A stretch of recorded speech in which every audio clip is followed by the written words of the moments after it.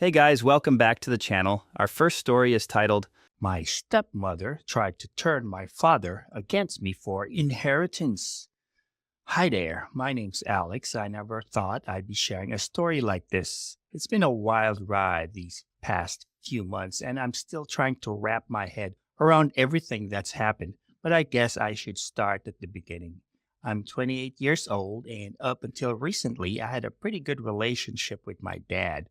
My mom passed away when I was 15. It was just the two of us for a long time. We were close, you know? He was always there for me through high school, college, and even when I started my first job. We had our ups and downs, sure, but I never doubted that he had my back. Everything changed about 3 years ago when my dad met Vanessa. She was younger than him, probably in her early 40s, and drop dead gorgeous. At first, I was happy for him.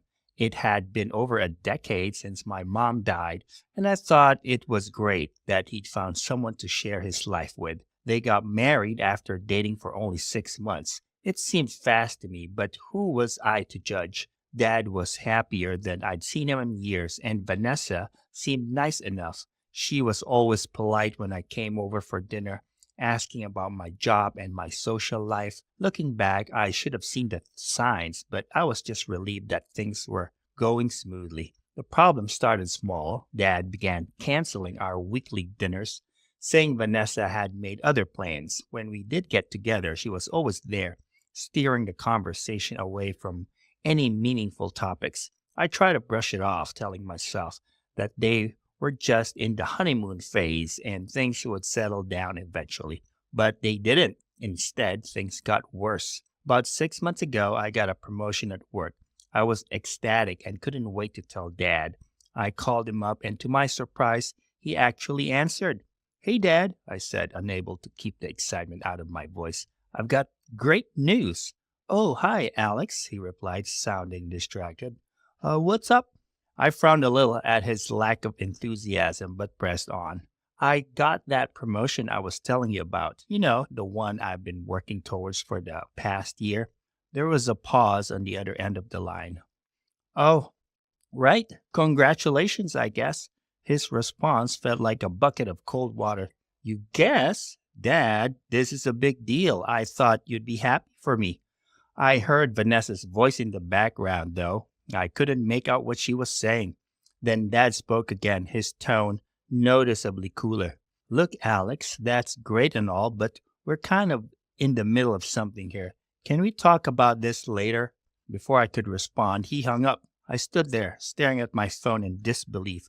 This wasn't like my dad at all. He'd always been my biggest cheerleader, always proud of my accomplishment. What had changed? That phone call was just the beginning. Over the next few months, Dad became more and more distant. He stopped returning my calls, and when I did manage to get hold of him, our conversations were short and stilted. It felt like talking to a stranger. I tried to reach out to Vanessa, thinking maybe she should help me understand what was going on. I sent her a text one afternoon asking if we could meet for coffee. Her reply came hours later. Sorry, Alex, I'm very busy these days. Maybe some other time. I couldn't shake the feeling that something was seriously wrong. The dad I knew would never act like this. It was like he'd been replaced by someone else entirely. Things came to a head about 2 months ago. I hadn't spoken to Dad in weeks, and I was worried sick.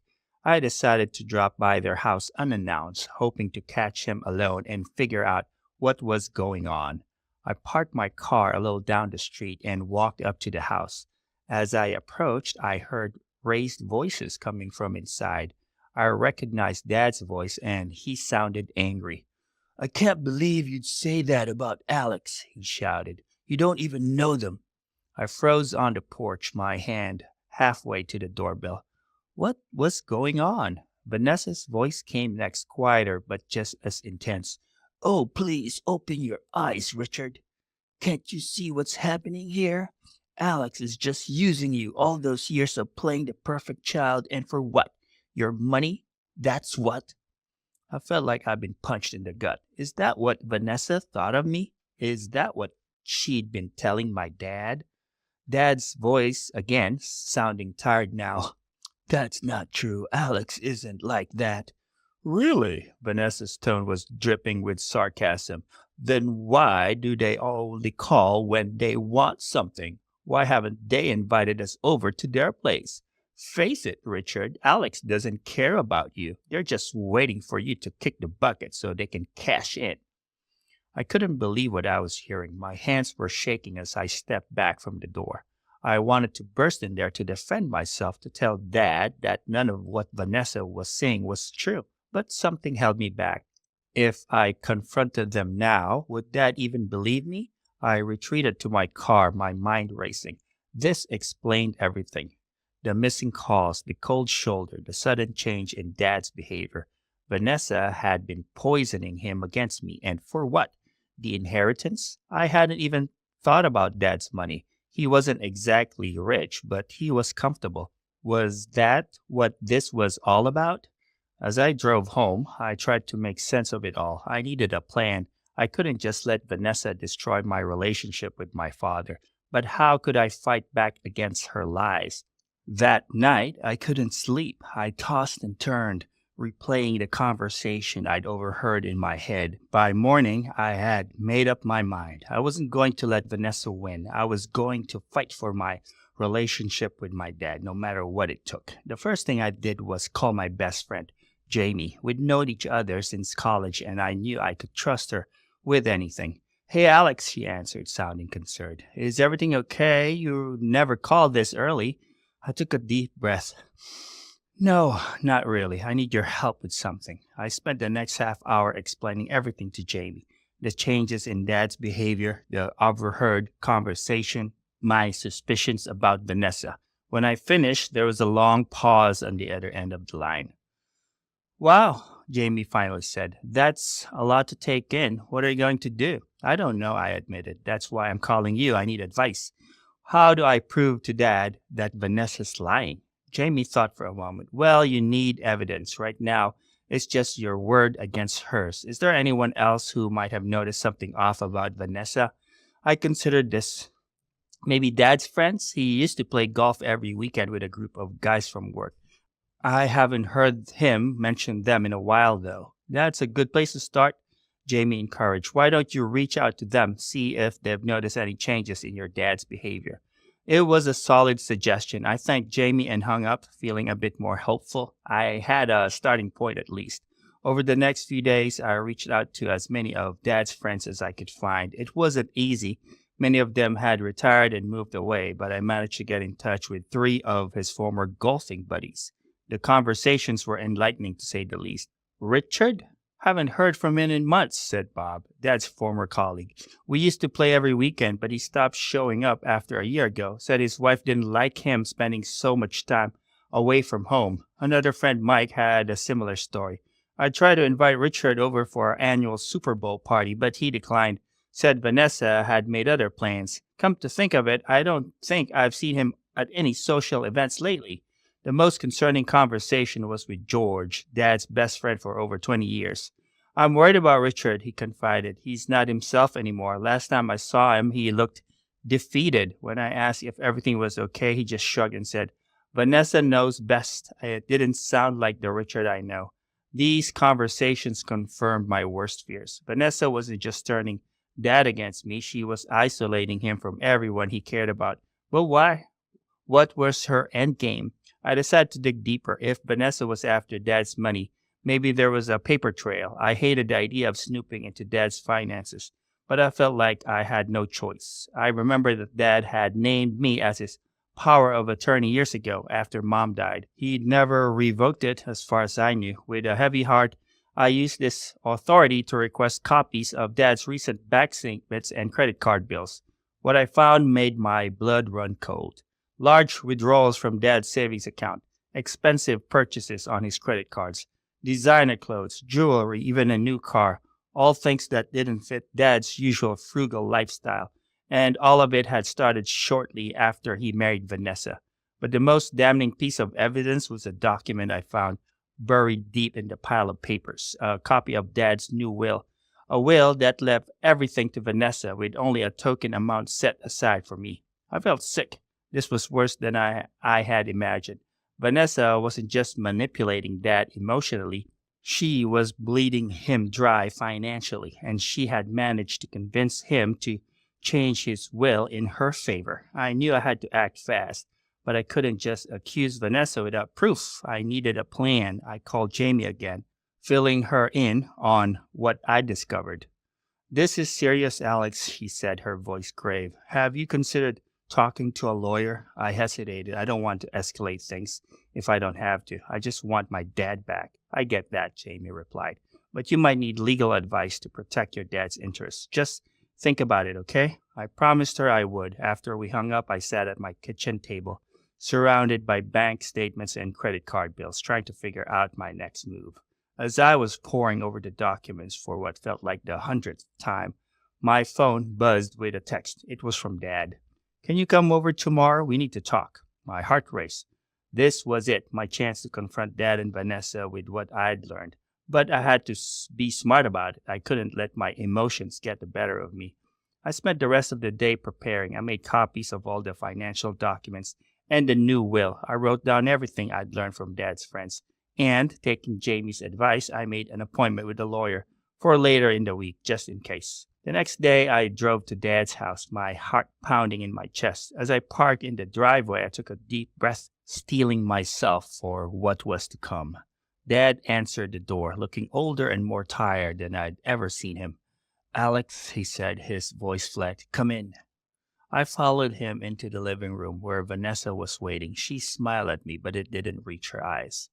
"Alex, dear," she said, her voice sickeningly sweet, "we're so glad you could come. We have something important to discuss with you." I sat down across from them, my hands clenched in my lap. "What's going on, Dad?" I asked, trying to keep my voice steady. Dad looked uncomfortable, avoiding my gaze. It was Vanessa who spoke. "You see, Alex," she began, "your father and I have been talking, and we've made some decisions about our future. We think it's best if we limit our contact with you for a while." I felt like I'd been slapped. "What? Why?" Dad finally looked at me, his eyes sad. "Alex, we just think it's for the best. You're an adult now. You have your own life. You don't need us anymore." I couldn't believe what I was hearing. This wasn't my dad talking. These were Vanessa's words coming out of his mouth. "That's not true," I said, my voice shaking. "Dad, I'll always need you. You're my father," Vanessa cut in, her tone sharp. "Now, Alex, there's no need to be dramatic. We're not cutting you off completely. We just think it's time for some distance." I couldn't take it anymore. All my carefully laid plans went out the window as anger and hurt overwhelmed me.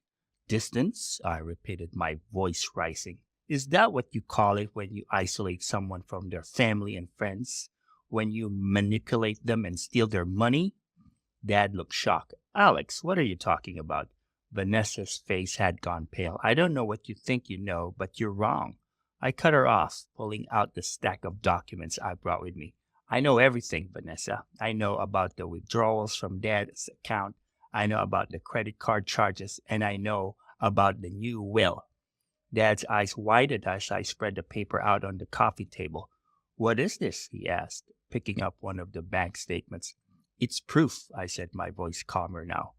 "Proof of what Vanessa's been doing. She's been spending your money, Dad, isolating you from your friends, and she convinced you to change your will to cut me out." Vanessa jumped to her feet, her face contorted with rage. "You had no right to look into our finances," she screamed. "Richard, are you going to let her talk to me like this?" But Dad wasn't listening to her. He was looking through the documents, his face growing more and more horrified with each page he read. "Is this true?" he asked quietly, looking up at Vanessa. "Did you do all this?" Vanessa's demeanor changed instantly. She sat back down, reaching for Dad's hand. She began spouting out excuses of how it was all for their future and that she had the family's best interests in mind. I couldn't believe she was still trying to lie her way out of this. I refuted her arguments, of course, but Dad looked conflicted. His faith in Vanessa was shaken. But in the end, after a drawn-out argument that lasted for too long, I saw something shift in Dad's eyes. It was like a fog was lifting. He looked back down at the documents, then up at Vanessa. You did this? He asked, his voice hard. You spent my money without my knowledge? You changed my will? Vanessa's face crumpled. Richard, please, you have to understand. I was just trying to help. Get out, Dad said quietly. Vanessa blinked. What? I said get out. Dad's voice was stronger now. I want you out of my house now. Vanessa looked between us, her mouth opening and closing like a fish out of water. Then, without another word, she grabbed her purse and stormed out of the house, slamming the door behind her. The silence that followed was deafening. Dad and I sat there, neither of us knowing quite what to say. Finally, Dad spoke. Alex, I'm so sorry. I don't know how I let things get out of hand. I moved to sit next to him on the couch, putting my arm around his shoulders. It's okay, Dad. It wasn't your fault. Vanessa manipulated you. She manipulated both of us. Dad nodded, looking down at his hands. I should have seen through her lies. I should have trusted you. Hey, I said, squeezing his shoulder. What matters is that we know the truth now. We can fix this. Over the next few hours, Dad and I talked more openly than we had in years. He told me how Vanessa had slowly isolated him, playing on his insecurities and twisting his perceptions.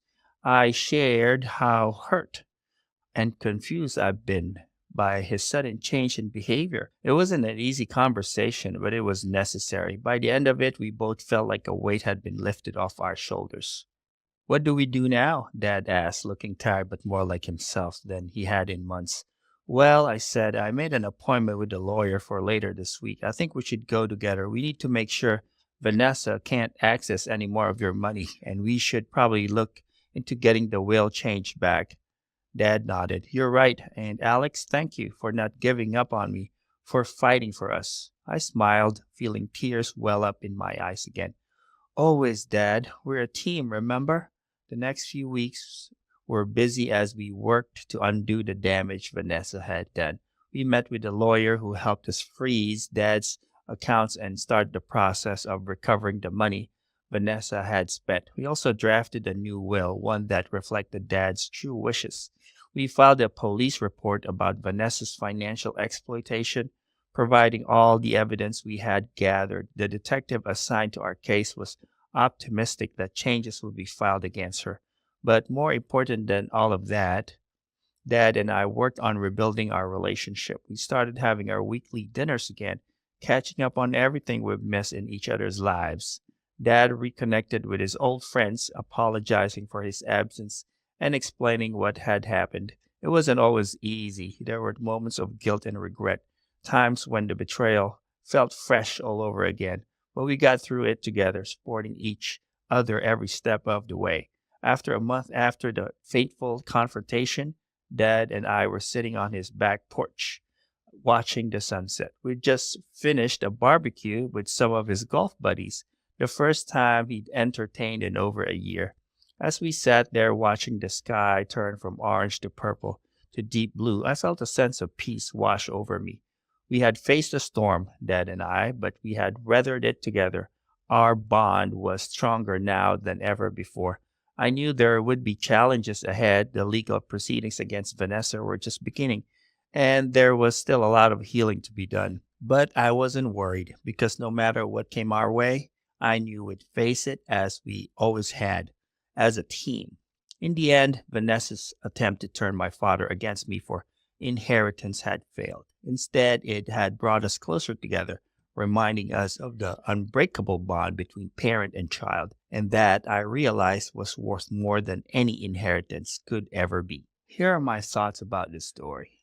As I was reading this, I couldn't help but feel my blood boiling at certain points. Vanessa, man, she's like the villain you'd expect to see in a soap opera, but this is real life. The way she systematically isolated Alex's dad, turning him against his own child, it's downright chilling. I mean, we've all heard stories about gold diggers, but this one is to a whole new level. I mean, you could have even be content with catching a rich husband that clearly loves you. You have to try to turn that husband against his own child too. Ruthless and a special type of despicable. But here's what really got me. Alex's determination. Seriously, give it up for Alex, folks. When most people would have given up, written their dad off as a lost cause, Alex dug in their heels and fought back. That level of love and commitment, it's rare and it's beautiful. I love to see more kids fight for their parents, parents fighting for their kids, more lovers fighting for each other, and more friends backing friends. And guys, the detective work Alex did was impressive as hell. Reaching out to dad's old friends, digging through financial records, it's like watching a real life mystery unfold. And can we talk about that confrontation scene? My heart was pounding just reading it. I can only imagine how Alex felt walking into that lion's den with nothing but a stack of papers and a whole lot of courage.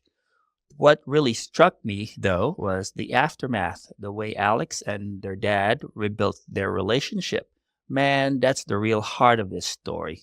It's a reminder that it's never too late to fix things, no matter how bad things get. There's always hope if both parties are willing to put in the work. And let's not forget the dad in all this. Sure, he messed up big time by falling for Vanessa's manipulation, but the way he owned up to his mistakes, how he was willing to listen and change, that takes guts. It's a powerful reminder that admitting you're wrong isn't a weakness, it's a strength. And sometimes the manipulation coming from someone you thought you could trust. It's a type of danger people never see coming, and one that often does the most extensive damage. Stories like this make me think about my own relationships. How often do we take our loved ones for granted? How easily can misunderstandings and outside influences drive wedges between us? It's a wake-up call, really. A reminder to cherish our connections, to communicate openly, and to fight for the people we love. As cheesy as all of that is. And now, guys, we will move on to the second story of the video. Please like the video if you have enjoyed it so far. The story starts like this. My brother-in-law tried to move into our home without permission. So, a bit of a background before we dive in. I'm Rhea, 32 years old, and I work as a marketing manager for a local company. My husband, Tom, is 34 and he's an architect. We've been married for 5 years now, and about a year ago, we finally saved up enough to buy our dream home. A cozy 3-bedroom house with a beautiful backyard in a quiet suburb. We were thrilled to have our own space after years of renting, and we spent months making it perfect. Tom designed a gorgeous kitchen renovation. I planted a small vegetable garden, and we even converted one of the spare bedrooms into a home office where we could both work when needed. Life was pretty great. We had our routines, our quiet evenings, our weekend brunches on the patio. It wasn't always perfect, of course. We had our share of disagreements about chores or work stress, but overall, we were happy and content in our little slice of domestic bliss. Then came the day that changed everything. It was a Saturday morning, and Tom and I were enjoying a lazy breakfast when his phone rang. I could tell from his expression that something was wrong. He excused himself and went to take the call in the other room, but I could hear snippets of the conversation. "What do you mean, evicted?" "No, of course, I understand, but look, I don't know if we can." All right, just calm down. We'll figure something out." When Tom came back to the kitchen, he looked stressed. I raised an eyebrow, silently asking what was going on. He sighed heavily. "It's my brother, Trent. Apparently, he's been evicted from his apartment.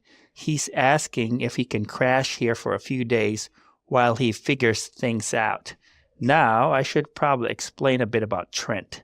He's Tom's younger brother, 30 years old, and well, let's just say he's the family's black sheep.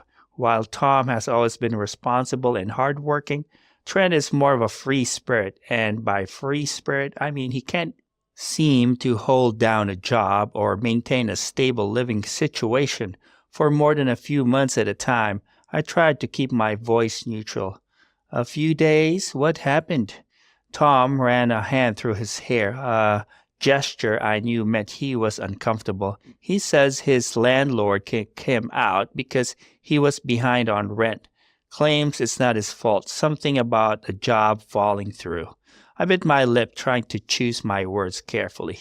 Tom, you know I like Trent, but a few days has a way of turning into a few weeks with him. Remember last time? The last time I was referring to was about 2 years ago before we bought the house.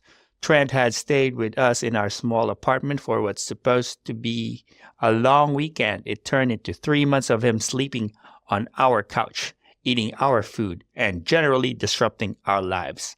Tom nodded, looking pained. I know. But he's my brother, Rhea. I can't just leave him on the street. I understand Tom's position. Family is important, and I knew he felt responsible for his younger brother. But I also knew Trent had a habit of taking advantage of Tom's generosity. Okay, I said slowly, but we need to set some ground rules this time. A specific time limit, expectations about job hunting, contributing to groceries, that sort of thing. Tom looked relieved. Absolutely. I'll make it clear this is temporary, just until he finds a new place. We spent the next hour discussing how to handle the situation. We agreed that Trent could stay for 2 weeks maximum. He'd sleep in the guest room, and he'd need to actively look for both a job and a new apartment during that time. We also decided he should contribute to groceries and utilities while he was here. With our plan in place, Tom called Trent back to let him know he could come over.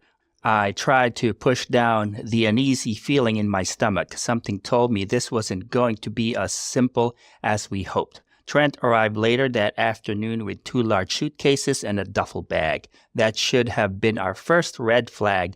Who packs that much for a 2-week stay? Thanks so much for this, guys, Trent said as he lugged his bags into our living room. You're real lifesavers. I noticed he looked around the house with an approving eye, taking in the new furniture we'd bought and the recent renovations. Wow, you've really fixed this place up nice.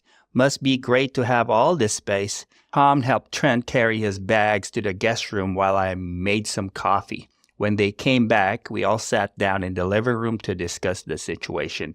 So Trent, I began, trying to keep my voice friendly but firm. Tom and I are happy to help out, but we want to make sure we're all on the same page about expectations. Trent nodded, his expression serious. Of course. I really appreciate you guys letting me crash here. Tom jumped in. We're thinking 2 weeks should be enough time for you to find a new place and maybe line up a job. Does that sound reasonable? Trent's face fell slightly, but he quickly covered it with a smile. 2 weeks? Yeah, sure. I can make that work. Though you know how tough the rental market is right now. I could see Tom wavering, so I quickly added, we also think it's fair for you to chip in for groceries and utilities while you're here. Nothing major, just to cover the extra costs. Trent's smile became a bit strained. Oh, well, that might be tough since I'm between jobs right now. But I could maybe help out around the house instead. I'm pretty handy. I glanced at Tom, silently urging him to stand firm. To his credit, he did. The help would be great, Trent, but we still need you to contribute something financially, even if it's just a small amount. Trent sighed dramatically. All right, if you insist, I'll figure something out. With the ground rules established, we showed Trent to the guest room and left him to get settled. As soon as we were alone, I turned to Tom. I hope this works out, I said quietly. Tom pulled me into a hug. It will. 2 weeks will fly by. You'll see. I wish I could share his optimism. The first few days weren't so bad. Trent kept himself, mostly spending a lot of time in the guest room on his laptop. He claimed he was job hunting and apartment searching, and we wanted to believe him. But as the days went on, little things started to grate on my nerves. Trent would leave dishes in the sink expecting us to clean up after him. He'd help himself to our food without asking, sometimes eating leftovers I'd been saving for lunch the next day. And despite his promise to chip in, we hadn't seen a cent from him for groceries or utilities. About a week into his stay, I came home from work to find Trent lounging on our couch, feet up on the coffee table, playing video games on our TV. Hey, Rhea, he called out cheerfully. How was work? I tried to keep the irritation out of my voice. Fine, thanks. Any luck with a job search today? Trent waved a hand dismissively. Oh, you know how it is. Not much out there right now. But I'm sure something will turn up soon. I noticed several empty beer cans on the table next to him. Beers from the six-pack Tom had bought for our date night that weekend. My patience was wearing thin. Trent, those beers were for Tom and me, I said, unable to keep the edge out of my voice. And I thought you were going to contribute to groceries. Trent had the grace to look slightly embarrassed. Oh, sorry about that. I'll replace them, promise. And yeah, I'm still working on the money thing. It's just tough without a job, you know. I bit back the retort that was on the tip of my tongue. Instead, I just nodded and headed to the kitchen to start dinner. As I chopped vegetables, I could hear Trent resume his game, the sounds of virtual gunfire filling our usually peaceful home. That night, after Trent had gone to bed, I sat down with Tom in our bedroom. We need to talk about your brother, I said quietly. Tom sighed. I know. He's not really trying, is he? I shook my head. I don't think so. And Tom, it's been a week. We said 2 weeks max, remember? I remember, Tom said, running a hand through his hair. I'll talk to him tomorrow, okay? Remind him of the timeline and that he needs to step up his efforts. I nodded, feeling a little bit better. At least Tom could see the problem too. The next morning, I left for work before Tom had his talk with Trent. I spent the day distracted, wondering how it had gone. When I got home that evening, I was surprised to see Trent's shoes weren't by the door. I found Tom in the kitchen looking stressed. Hey, I said cautiously, how did it go with Trent? Tom sighed heavily. Not great. He got defensive when I brought up the 2-week timeline, said he was trying his best but needed more time. Then he stormed out. Haven't seen him since. I felt a mix of concern and frustration. Did he take his things? Tom shook his head. No, everything's still in the guest room. I'm sure he'll be back once he's cooled off. Sure enough, a few hours later, we heard the front door open. Trent stumbled in, clearly having had a few drinks. He barely acknowledged us as he made his way to the guest room and shut the door. This situation was quickly spiraling out of control. The next few days were tense. Trent spent most of his time holed up in the guest room, emerging only to grab food from the kitchen or use the bathroom. When we did see him, he was sullen and uncommunicative. As the 2-week mark approached, Tom and I decided we needed to have a serious conversation with Trent. We waited until the weekend, hoping to catch him in a better mood. Saturday morning, we knocked on the guest room door. After a moment, Trent called out, Yeah? We entered to find him still in bed, scrolling on his phone. The room was a mess. Clothes strewn everywhere, empty food containers on the nightstand, and a faint smell of stale beer in the air. Trent, we need to talk, Tom said, his voice firm but kind. Trent sat up, looking wary. What's up? I took a deep breath. Trent, it's been 2 weeks. We agreed that was the timeline for your stay here. Trent's face hardened. Oh, come on. You're not really going to kick me out, are you? I'm family. Tom stepped in. No one's kicking you out right this second. But we need to know what your plan is. Have you been looking for jobs? Apartments? Trent waved a hand dismissively. Of course I have, but it's not that easy, you know. The job market is tough, and rents are insane right now. I try to keep my voice calm. We understand it's difficult, Trent, but we need to see some concrete efforts from you. Have you applied for any jobs, gone to any apartment viewings? Trent's expression turned defensive. What? You want to see my browser history or something? I told you, I'm trying. Tom sighed. Trent, we're not attacking you. We just need to know there's an end in sight. This was supposed to be temporary. Trent's eyes narrowed. Oh, I see how it is. You've got this big fancy house now, and you can't stand to share it with your own brother. Real nice, Tom. I felt my patience snap. That's not fair, Trent. We've been more than generous. But this is our home, and we have a right to our space and privacy. Trent jumped out of bed, his face red with anger. Fine, if that's how you feel, I'll just leave right now. He started grabbing clothes and shoving them into his suitcase. haphazardly. Tom tried to calm him down, but Trent was on a roll. I always knew you thought you were better than me, Tom, Trent spat. You and your perfect job, and your perfect house, and your perfect wife. Well, not all of us can have it so easy. I bristled at his words. Easy? We've worked hard for everything we have, Trent, and we've been nothing but kind to you. Trent laughed bitterly. Kind? You call this kind? Throwing me out on the street? Tom put a hand on Trent's shoulder, which Trent immediately shrugged off. Trent, please, we're not throwing you out. We just need to see that you're making an effort to get back on your feet. Trent shook his head, still shoving clothes into his suitcase. Forget it. I don't need this. I'll find somewhere else to stay. With that, he zipped up his suitcase and stormed out of the room. We followed him to the front door, still trying to reason with him. Trent, wait, Tom called. Let's talk about this calmly. But Trent was already halfway down the driveway. He turned back, his face a mask of anger and hurt. Don't worry, I'll be back for the rest of my stuff. Enjoy your perfect little life.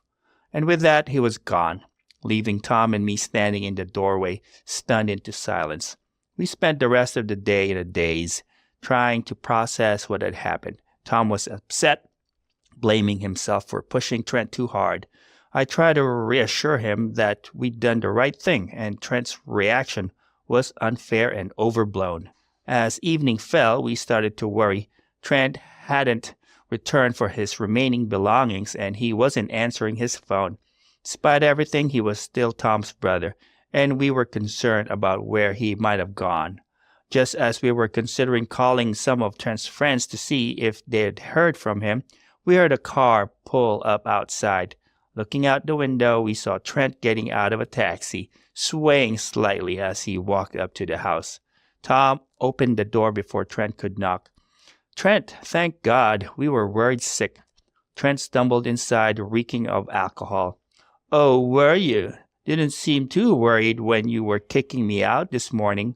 I took a deep breath, reminding myself that engaging with him at this stage wouldn't do any good. Trent, you're drunk. Why don't you go sleep it off, and we can talk in the morning? Trent laughed bitterly. Sleep it off where? You made it pretty clear I'm not welcome here anymore. Tom stepped in, his voice gentle but firm. Trent, you know that's not true. We just need to figure out a plan going forward. But right now, you need to rest. Go to the guest room. We'll talk tomorrow. For a moment, I thought Trent was going to argue more, but then his shoulders slumped and he nodded, shuffling off towards the guest room. Tom and I exchanged worried glances. This situation was far from resolved. The next morning, we woke up early, steeling ourselves for what was sure to be a difficult conversation. But as we passed the guest room, we noticed the door was wide open, and the room was empty. A quick search of the house confirmed our suspicion. Trent was gone, and this time he'd taken all his belongings with him. On the kitchen counter, we found a hastily scribbled note. Tom and Rhea, I get it. I'm not wanted here. Don't worry, you won't have to deal with me anymore. I'll figure it out on my own. Tom sank into a kitchen chair, looking devastated. I can't believe he just left like that. Where do you think he went? I sat down next to him, taking his hand. I don't know, honey. But he's an adult. He made this choice. We spent the next few hours calling Trent's friends, trying to locate him. Finally, we got in touch with his buddy Steve, who told us Trent had crashed on his couch the night before and left early in the morning, saying something about starting fresh. As the days passed, we tried repeatedly to get in touch with Trent, but he wasn't answering our calls or messages. Tom was a wreck, convinced he'd driven his brother away for good. I did my best to comfort him, reminding him that we'd only asked Trent to respect reasonable boundaries. About a week after Trent's disappearance, we got a text from him. I'm okay. Found a room to rent and a part-time job. Don't worry about me. It was brief and distant, but at least it was something. Tom wanted to press for more information, but I suggested we give Trent some space. He clearly needed time to work through his feelings. Over the next few months, we got occasional updates from Trent, short texts, usually just letting us know he was still alive and working. Slowly, very slowly, the messages became a little less terse, a little more frequent. Then about 6 months after the blow-up, We got a call from Trent. Tom put it on speaker so I could hear too. Hey, Tom, Rhea, Trent began, his voice hesitant. I owe you both an apology. Tom and I exchanged surprised glances. This was unexpected. Trent continued. I've been doing a lot of thinking these past few months, and, I realized I was being a real jerk. You guys were trying to help me, and I took advantage of your kindness. I'm sorry. I could see tears in Tom's eyes as he replied. Trent, it's okay. We're just glad you're all right. Thanks, Trent said, his voice thick with emotion. I want you to know I've really been trying to get my act together. I've got a steady job now, and I'm taking some classes at the community college. I'm even seeing a therapist to work through some of my issues. I felt a wave of relief wash over me. That's wonderful, Trent. We're really proud of you.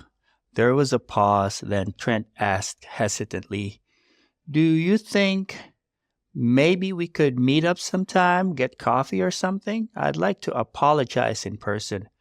Tom's face lit up. Of course, we'd love that. We made plans to meet that weekend at a local cafe. As we hung up, Tom pulled me into a tight hug.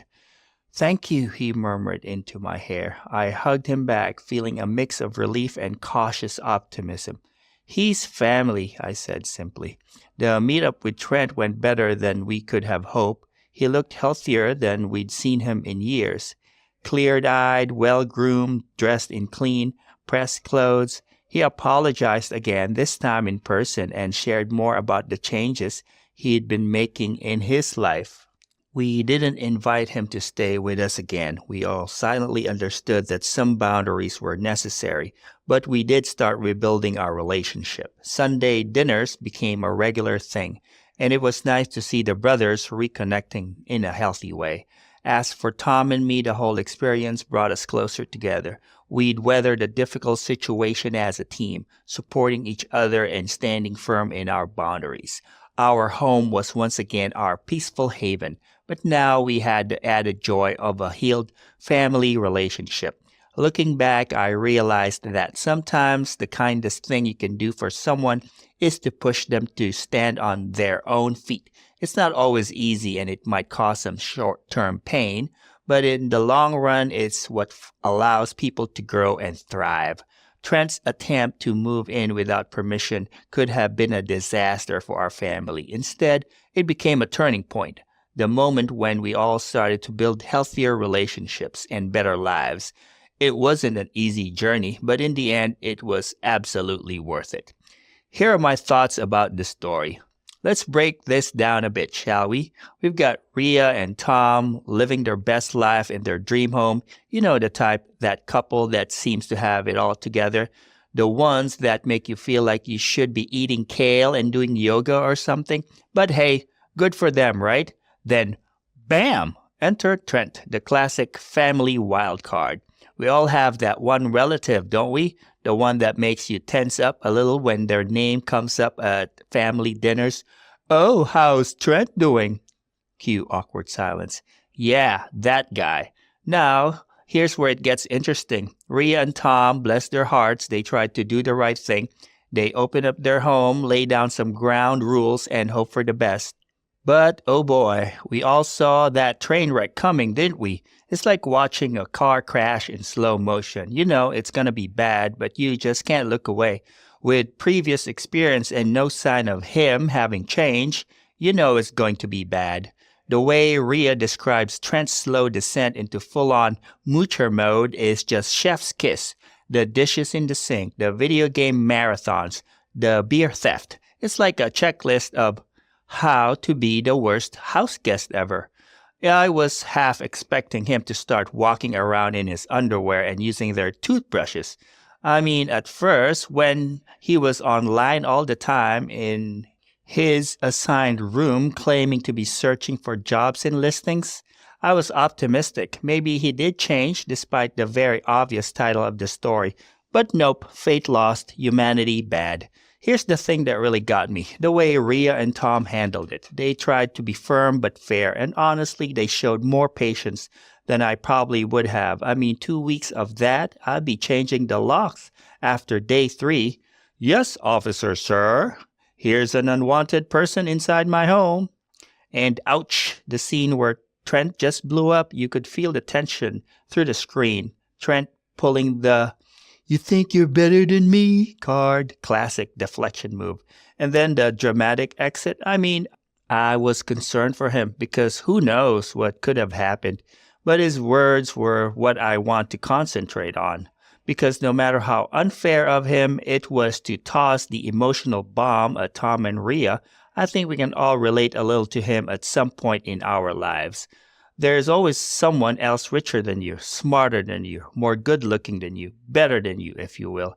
And a part of life is realizing that and moving on. Trent pulled that off at the last minute, and I'm honestly glad for him. It's a lot easier to stay bitter than to step forward and improve, but he did it. Anyways, guys, I hope you enjoyed the video. Please like and subscribe, and I'll see you again tomorrow.